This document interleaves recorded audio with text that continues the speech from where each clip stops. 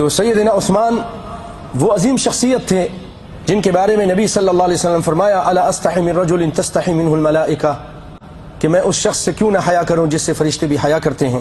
اور کائنات کے امام صلی اللہ علیہ وسلم نے آپ کو اپنی 2 بیٹیاں دی تھیں۔ اس پوری کائنات میں کسی امتی کے حصے میں یہ شرف نہیں آیا کہ اس کے پاس کسی نبی کی 2 بیٹیاں نکاح میں آئی ہوں، صرف عثمان کو ملا، یہ اللہ نے یہ شرف، یہ مقام دیا۔ اسی طرح عثمان رضی اللہ تعالیٰ عنہ کا یہ بھی شرف تھا۔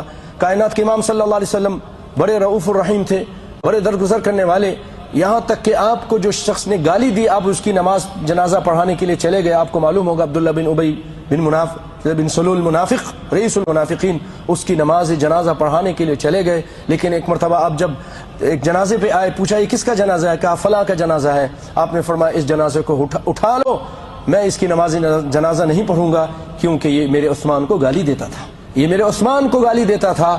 تو عثمان کا وہ مقام تھا، اور آپ نے فرمایا تھا عثمان اللہ تعالیٰ تم کو خلت فاخرہ عطا کریں گے، یعنی تم کو حکومت دیں گے، تم کو خلافت دیں گے، تم اپنی مرضی سے اس کو نہ چھوڑنا، جو چھینے گا وہ ظالم ہوگا۔ لوگوں نے کہا نا کہ ہم چاہتے ہیں کہ آپ گورنمنٹ چھوڑ دیں، حکومت چھوڑ دیں، خلافت چھوڑ دیں۔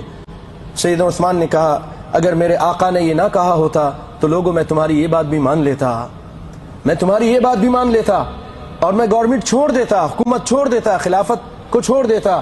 لیکن آقا صلی اللہ علیہ وسلم نے فرمایا تھا کہ اللہ تم کو حکومت دیں گے، تم اس کو اپنے ہاتھ سے نہ چھوڑنا، اسی لیے میں اس کو نہیں چھوڑ سکتا۔